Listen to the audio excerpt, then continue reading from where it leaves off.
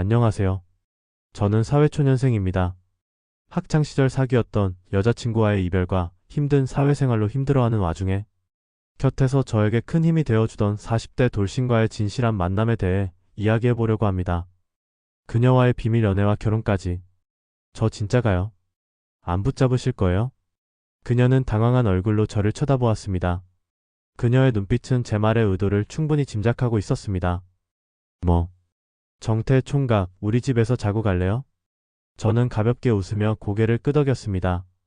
그날 밤 우리는 서로의 마음을 확인한 채 꼭 껴안으며 체온을 나누었습니다. 그리고 다음날이 올 때까지 진실한 이야기를 나누었습니다. 5년 전 시내 학원가 앞을 걷던 긴 생머리의 여성을 처음 보았죠. 그녀를 처음 본 순간 저는 그녀에게 첫눈에 반했습니다. 당시 그녀는 대학교 3학년이었고 저는 취업준비생이었습니다. 우리는 서로에게 자연스럽게 이끌려 연애를 시작하게 되었습니다. 연애 초반 저는 취업 준비와 토익 공부로 정신없이 바빴습니다. 스트레스가 극심했던 터라 그녀의 지나친 질투심을 제대로 알아차리지 못했습니다. 그녀 역시 제 상황을 이해하고 있었는지 비교적 조용히 지내며 관계를 이어갔습니다. 그러나 자격증 시험에 합격하고 취업에 성공하면서 상황은 달라졌습니다. 경기도에 있는 본사로 발령받아 회사 생활을 시작한 후 그녀의 의심과 질투가 본격적으로 드러나기 시작했습니다. 회사에 적응하느라 분주했지만 장거리 연애로 불안해하는 그녀를 안심시키기 위해 화장실에 가는 시간이나 식사 시간까지 쪼개어가며 연락을 이어갔습니다. 하지만 그녀는 바빠진 저의 상황을 이해하기보다는 오히려 제가 마음이 변했다고 오해했습니다. 어느 날부턴가 그녀는 하루 종일 휴대폰을 꺼두거나 반나절 이상 연락을 받지 않는 일이 잦아졌습니다. 그런 행동의 이유를 물었을 때 그녀는 눈물을 흘리며 말했습니다. 솔직히 너무 힘들어. 오빠는 대학도 졸업했고 대기업에 취업도 했는데 나는 아직 취업도 못하고 내 자신이 너무 초라하게 느껴져. 그리고 오빠 주변엔 나보다 멋진 여자들이 많을 텐데 혹시라도 마음이 변할까봐 무서워. 왜 나한테 같이 서울로 가자는 말은 하지 않았어? 오빠 마음이 변한 거 아니야? 그때 아차 싶었습니다. 저는 안정되지 않은 상황이라 그녀를 서울에 데려가지 않았던 것인데 그녀는 그런 저에게 많이 서운해했던 것이었습니다. 그래서 저는 그 말을 듣자마자 바로 그녀를 서울로 불렀습니다. 그녀가 서울에 오기 전날 그녀는 제게 전화를 걸었습니다. 오빠, 내일 이사 가면 우리 첫날 밤이네. 나 사실 좀 긴장돼. 그녀의 목소리에서 설렘과 걱정이 함께 묻어났습니다. 저도 괜히 가슴이 두근거렸습니다. 나도 그래. 우리 둘 다 새로운 시작이잖아. 걱정하지 말고 푹 자둬. 내일 힘쓸 일 많을 거야. 다음날 이삿짐을 옮기는 과정에서 예상치 못한 일이 벌어졌습니다. 이삿짐 센터에서 부주의하게 가전제품을 옮기다 그녀가 애지중지하던 머그컵 세트가 산산조각 나버린 것입니다. 그녀는 깨진 조각들을 바라보며 속상한 듯 한참 말이 없었습니다. 저는 미안한 마음에 조심스레 말을 건넸습니다. 이거 내가 똑같은 걸로 다시 사줄게. 너무 속상해하지 마. 그녀는 잠시 제 얼굴을 보더니 고개를 저었습니다. 아니야. 그게 문제가 아니라 이 컵 우리 처음 사귄 날 오빠랑 같이 산 거였잖아. 우리 추억이 담긴 건데. 저는 잠시 고민하다가 그녀의 손을 잡고 말했습니다. 그러면 우리 내일 같이 쇼핑하러 가자.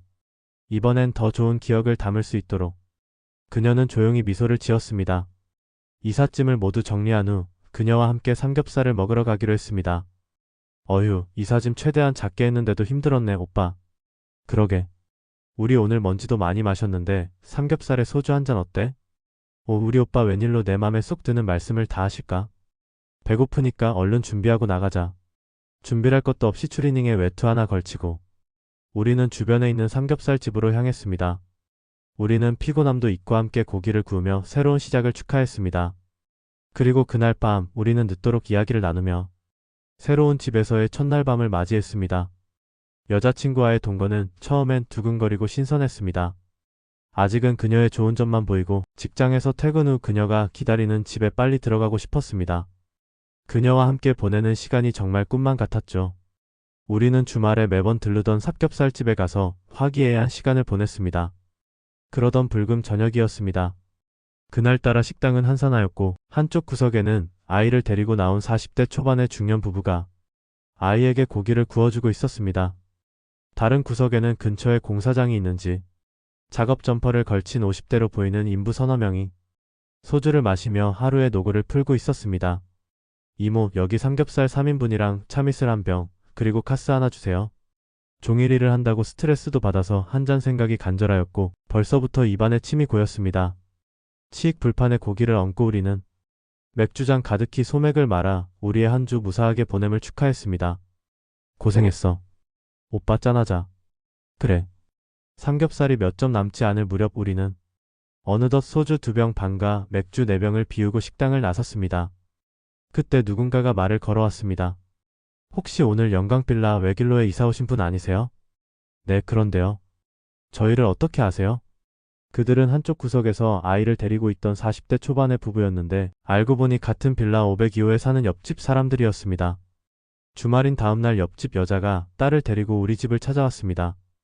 저희가 딸 하나 있는데 아이가 내성적이라 조용한 편이지만 혹시 시끄러울 수 있으니 양해 부탁드려요. 영희야, 옆집 아저씨에게 인사해야지. 우리는 서로 마주치면 인사를 나누었고 고향에서 보내준 과일을 가져다 주기도 하고 저희도 담례로 음식을 나누기도 하며 점점 친해졌습니다. 그러던 어느 날 저녁에 현관문을 두드리는 소리가 들렸습니다. 정우 씨 혹시 집에 있나요? 문을 열어보니 영희 엄마였습니다. 손에는 작은 손전등을 들고 있었습니다. 무슨 일이세요? 아, 저희 집 전기가 갑자기 나갔어요.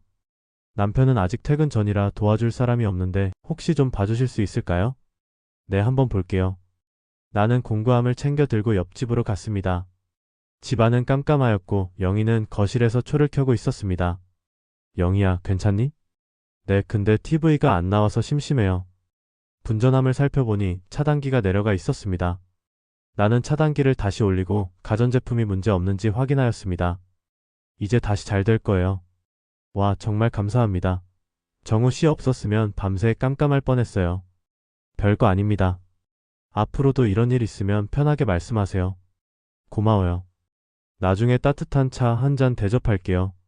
그렇게 한번 도움을 주고받은 뒤 우리 사이가 더 가까워졌습니다.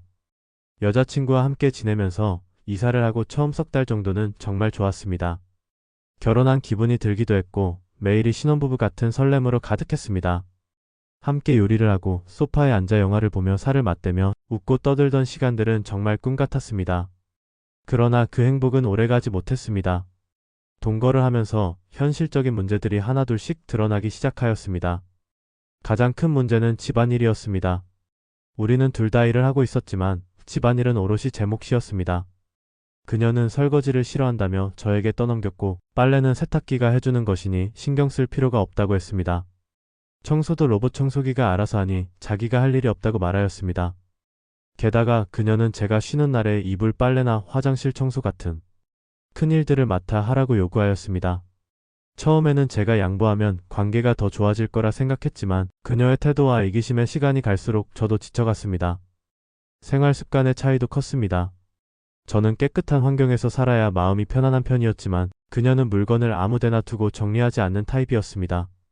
거실에는 항상 그녀의 옷과 가방이 널브러져 있었고 주방에는 사용한 그릇이 쌓여 있었습니다. 이런 모습이 계속되자 제가 먼저 잔소리를 하게 되었고 그녀는 그런 잔소리를 못 참겠다며 화를 내곤 하였습니다. 결국 이런 사소한 문제들이 우리 사이를 갉아먹기 시작하였습니다. 싸움은 점점 잦아졌고 6개월 차부터는 매주 싸우는 일이 당연한 일이 되어버렸습니다. 심지어 한 주에 5번이나 말다툼을 한 적도 있었는데 주로 싸움의 이유는 서로의 말투와 태도 때문이었습니다. 서로 자존심이 강해서 다투는 동안 한쪽이 물러서는 법이 없었습니다. 그러다 보니 싸움은 끝이 나질 않았고 집안 분위기는 점점 더 살얼음판처럼 변해갔습니다. 집은 더 이상 편히 쉴 수 있는 공간이 아니었습니다. 직장에서 받는 스트레스보다 집에서 느끼는 스트레스가 더 클 정도였습니다. 결국 우리는 이별을 결심하였습니다. 그녀가 짐을 싸서 집을 떠나던 날 제 마음은 복잡하였습니다. 이별을 결정한 것이 옳다는 것을 알면서도 빈자리가 크게 느껴졌습니다. 처음엔 매우 힘들었습니다. 함께 살면서 우리가 쌓아온 추억들, 함께했던 시간들이 떠오를 때마다 마음이 무거워졌습니다. 무엇보다 부모님께 면목이 없었습니다. 동거를 시작할 때 부모님은 책임감을 가지고 잘 살아보라며 응원하셨는데 결국 이렇게 헤어지고 말았으니 부끄럽기 짝이 없었습니다. 물론 처음에는 힘들었지만 시간이 갈수록 일상을 회복하게 되었고 이제는 제 자신에게 더 집중할 수 있는 시간을 가지게 되었습니다. 그날은 비가 촉촉이 내리던 저녁이었습니다. 분위기도 어수선했고 사람들은 모두 일찌감치 퇴근하는 것 같았습니다. 저도 평소보다 이르게 집에 도착해 한숨 돌리고 있는데 옆집 아주머니에게 카톡이 왔습니다. 정우 총각, 여자친구랑 헤어졌다며? 비도 오고 기분도 울적한데 오랜만에 나랑 한잔할래? 갑작스러운 제안에 잠시 망설였지만 속이 좀 답답하던 참이었습니다. 집 근처에서 만나기로 하고 간단히 옷을 갈아입었습니다. 우리는 근처 치킨집에서 마주 앉아 맥주잔을 부딪혔습니다. 비 내리는 소리와 함께 어색하지 않은 대화가 자연스럽게 이어졌습니다. 이것저것 가벼운 이야기를 나누던 중 아주머니가 슬쩍 물었습니다. 근데 왜 여자친구와 헤어진 거야? 처음에는 대충 넘어가려 했지만 어느새 솔직한 이야기가 나오고 있었습니다. 연애할 때는 몰랐는데 막상 한 집에서 살다 보니 안 맞는 게 많더라고요. 작은 문제도 싸움으로 이어지고 서로 지치게 됐죠. 헤어지고 나니까 어때? 후회돼? 맥주잔을 만지작거리며 잠시 생각에 잠겼습니다. 싸울 때는 몰랐는데 짐 싸 들고 나가는 모습을 보니까 이상하게 허전하더라고요. 근데 결국엔 맞지 않는 인연이었겠죠. 그때 아주머니는 조용히 미소를 지으며 제 편을 들어주었습니다. 맞아요. 그런 건 억지로 되는 게 아니에요. 더 좋은 사람 만나게 될 거예요. 인연은 다 있더라고요. 사람 사이엔 다 그런 거야. 좋은 기억도 있고 힘든 기억도 있지. 근데 시간이 지나면 결국 좋은 것만 남더라. 이 또한 지나가니까 너무 마음 쓰지 마. 아주머니의 말은 당연한 조언이었지만 제 마음에 쏙쏙 와닿는 느낌이 남달랐습니다. 그녀의 이야기엔 진심이 담겨 있었습니다. 그 말에 문득 마음이 편안해지는 기분이 들었습니다. 이별은 아팠지만 언젠가는 저도 그녀도 더 나은 길을 찾아갈 것이라는 생각이 들었습니다. 그렇게 맥주잔을 다시 한번 부딪혔습니다. 빗소리는 여전히 창밖에서 조용히 울리고 있었습니다. 한 번은 영희가 타고 다니던 자전거가 고장이 났다며 수리를 부탁하였고 한 번은 욕실 천장에 달린 전구를 갈아 끼워 주었습니다. 그렇게 시간이 지나면서 점점 더 친해졌습니다. 어느 날 영희 엄마가 말했습니다. 정우 씨는 볼수록 듬직한 것 같아요. 우리 신랑은 도대체 제대로 할 줄 아는 게 아무것도 없어서 총각 반만큼만 해도 소원이 없겠네요. 아, 괜찮습니다. 아주머니랑 대화하는 게 재미있고 고마워요. 그럼 다행이고. 그런데 정우 총각 많이 피곤해 보이네요. 네, 요즘 따라 많이 피곤합니다. 피로 회복에 좋은 스트레칭 하나 알려줄까요? 갑작스러운 제안에 나는 멈칫하며 대답하였습니다. 스트레칭이요? 그런 게 있나요? 그럼요. 만성 피로에는 간단한 스트레칭이 최고예요. 피곤할 땐 근육을 살짝 비틀어 풀어주면 얼마나 개운한데요. 요가 동작도 좋아요. 몸도 마음도 풀리거든요. 시간 되면 한번 배워볼래요? 그러죠 뭐. 잠시만 기다려봐요. 이왕 알려주는 거 제대로 갖춰야겠네요. 그녀는 옷을 갈아입겠다며 안방으로 들어갔다 나왔는데 순간 눈을 어디 둬야 할지 몰라 난감하였습니다. 왜냐하면 요가복을 입고 나왔기 때문이었습니다. 정우 총각 나 어때요? 이렇게 차려입으니 진짜 강사 같지 않아요? 아, 네. 너무 훌륭하십니다. 훌륭은 무슨? 호. 그 모습에 순간 당황했지만 이내 무심한 척 눈을 돌렸습니다. 자, 이렇게 쭉쭉 펴주는 거예요. 그리고 고양이 자세. 그녀는 바닥에 손을 짚고 허리를 활처럼 구부렸습니다. 어때요? 간단하죠? 나는 머뭇거리며 어색한 미소를 지었습니다. 한번 따라 해봐요. 몸이 금방 좋아질 거예요. 성의를 생각해 따라하는 척이라도 해야겠다는 마음에 그녀의 동작을 어설프게 흉내 내보았습니다. 몇 번 몸을 비틀어 보니 의외로 시원하였습니다. 그렇게 우리는 스트레칭과 요가 동작을 이어갔고 30분쯤 흘렀을 때 땀이 송글송글 맺혔습니다. 생각보다 시원하네요. 몸이 좀 개운해진 것 같네요. 그렇죠? 호. 나도 정우 총각이랑 운동하니까 엔돌핀이 도는 것 같아요. 자주 같이 해요. 운동이 끝난 뒤 나는 영희 엄마와 더욱 가까워진 듯한 기분이 들었습니다. 그렇게 또 시간이 흘렀습니다. 옆집은 언젠가 집안 대청소를 하며 가구를 바꾸었는데 도와주게 되었고 그녀는 감사하다는 의미로 술 한 잔을 사주었습니다. 삼겹살 집에서 우리는 가볍게 술을 나누었습니다. 그런데 갑자기 화제를 돌리더니 조심스럽게 말을 꺼냈습니다. 사실 저도 이혼하기로 했어요. 순간 고개를 번쩍 들었습니다. 정말요? 갑자기요? 네, 남편이 외도를 했거든요. 그동안 이혼 준비하느라 정신이 없었어요. 그 말을 듣는 순간 머릿속이 복잡해졌습니다. 평소 그녀는 살갑고 따뜻한 사람이었지만 저는 유부녀라는 신분 때문에 애써 선을 긋고 있었습니다. 그런데 이혼을 한다니 그녀를 바라보는 제 눈빛과 마음이 평소와 달라지는 것을 느꼈습니다. 정우 총각이랑 나랑 처지가 비슷하네요. 그러게요, 아주머니. 이혼 정리가 마무리되면 그때 또 우리 한잔해요.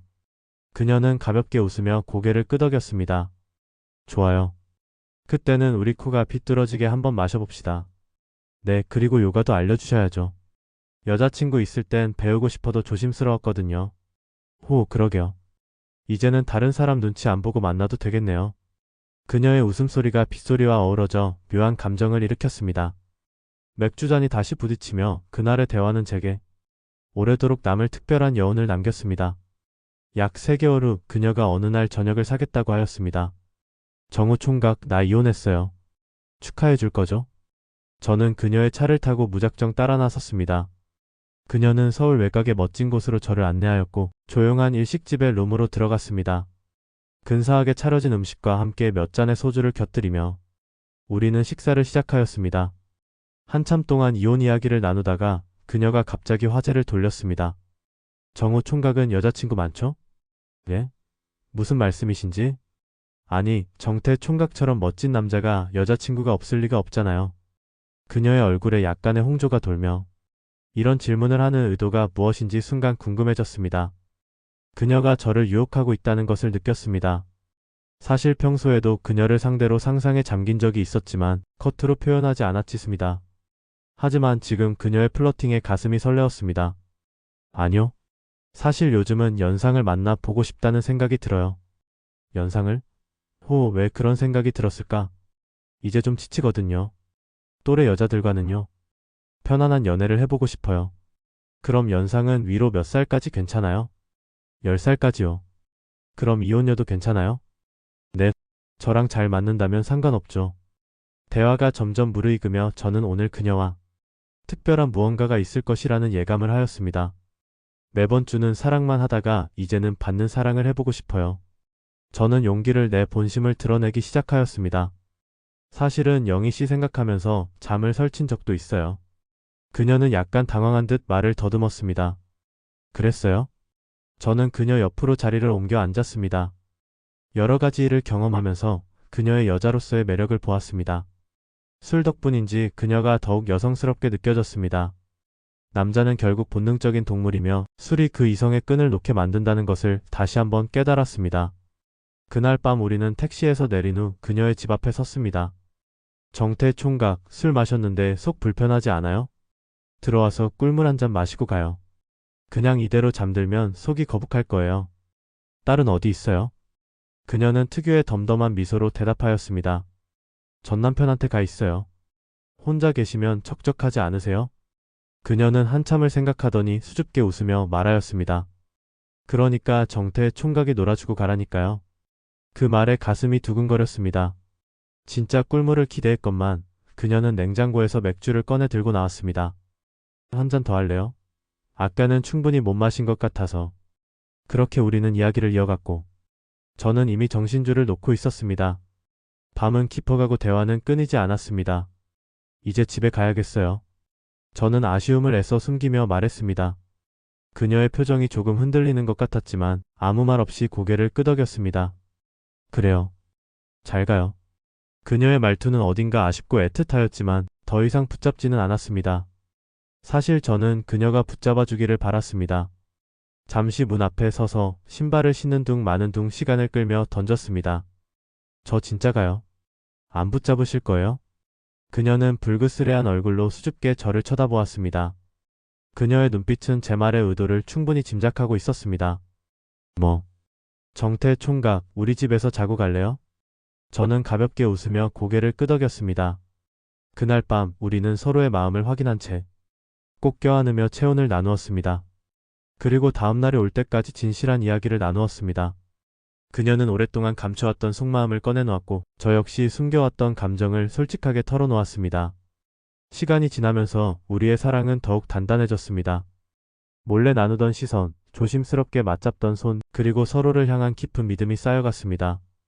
우리는 때로는 두려웠고, 때로는 세상의 시선이 부담스러웠지만, 결국 사랑이 모든 것을 이겨낼 것임을 믿었습니다. 그리고 마침내 부모님께 그녀를 정식으로 소개하던 날, 그녀는 긴장된 표정으로 제 곁에 서 있었고, 저는 조용히 그녀의 손을 감쌌습니다. 부모님의 눈빛에는 잠시 놀라움과 고민이 스쳤지만, 이내 따뜻한 미소로 우리를 맞아주셨습니다. 결혼식 날 그녀는 눈부시게 아름다웠습니다. 서로를 향한 우리의 길이 얼마나 험난했는지 알기에 우리는 더욱 간절한 마음으로 서로를 바라보았습니다. 드디어 우리가 꿈꾸던 순간이 눈앞에 펼쳐지고 있었습니다. 그녀는 웃으며 제 손을 꼭 저어주었습니다. 진실한 인연은 어딘가에서 당신을 따뜻한 시선을 바라보고 지켜주고 있습니다.